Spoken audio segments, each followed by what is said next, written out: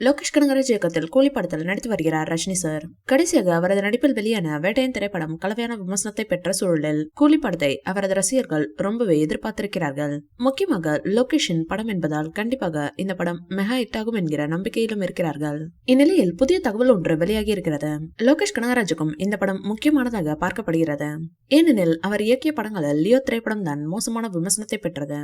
இதன் காரணமாக அந்த பெயரை கூலி படத்தில் மாற்ற வேண்டும் என்ற முனைப்பில் உழைத்து வருகிறார் அவர். இதற்காக ஒவ்வொரு சீசனையும் பார்த்து அவர் செதுக்கியிருப்பதாகவும் கமல்ஹாசனுக்கு கொடுத்தது போல் ரஜினி சருக்கும் மெகா ஹிட்டாக கொடுக்க வேண்டும் என்றும் அவர் நினைப்பதாகவும் படக்குழுக்கு நெருக்கமான வட்டாரம் தெரிவிக்கிறது. சத்யராஜ், நாகார்ஜுனா, சோபின் ஷாஹிர் ஆகியோர் தங்களது முகத்தை காண்பிக்காமல் தோன்றியிருந்தார்கள். அதே சமயம் அவர்கள் தங்களது முகத்தை காண்பிக்காவிட்டாலும் அவர்களது கெட்டப் மாசாக இருந்தன. அதையெல்லாம் பார்த்த ரசிகர்கள் கண்டிப்பாக கூலி படத்தில் லோகேஷ் தரமான சம்பவத்தை செய்ய காத்திருக்கிறாரோ என்று கமெண்ட் செய்து வருகிறார்கள். இந்நிலையில் ரஜினிகாந்த் சார் கூலி படத்துக்காக வாங்கியிருப்பதாக ஒரு சம்பள தொகை கூறப்படுகிறது. அதாவது அவர் இந்த படத்துக்காக ரூபாய் 280 கோடி வரை சம்பளமாக பெற்றிருக்கிறார் என்று தகவல்கள் தெரிவிக்கின்றன.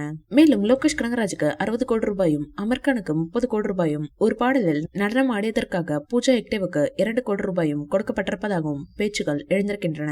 இதனை கேள்விப்பட்ட நெட்டிசன்களோ 74 வயதிலும் 280 கோடி சம்பளம் வாங்கி ரஜினி சார் சம்பவம் செய்கிறாரே என்று கூறி வருகிறார்கள். 2023ஆம் ஆண்டு வெளியான ஜெயிலர் படம் பெரிய ஹிட் ஆனது. இப்படத்தில் வந்த கதாபாத்திரங்களை 2ஆம் பாகத்திலும் தொடர்வதால் எதிர்பார்ப்பு அதிகரித்துள்ளது.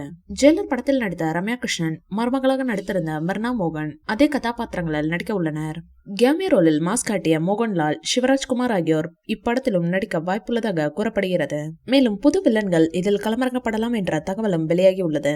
சமீபத்தில் ஜெயிலர் 2 படத்தின் படப்பிடிப்பு பழைய உட்லாண்ட் ஹோட்டலில் நடக்க இருப்பதாக செய்திகள் வெளியானது. இந்த வீடியோ பிடிச்சிருந்தா லைக் பண்ணுங்க, ஷேர் பண்ணுங்க, எங்க சேனலை சப்ஸ்கிரைப் பண்ணுங்க.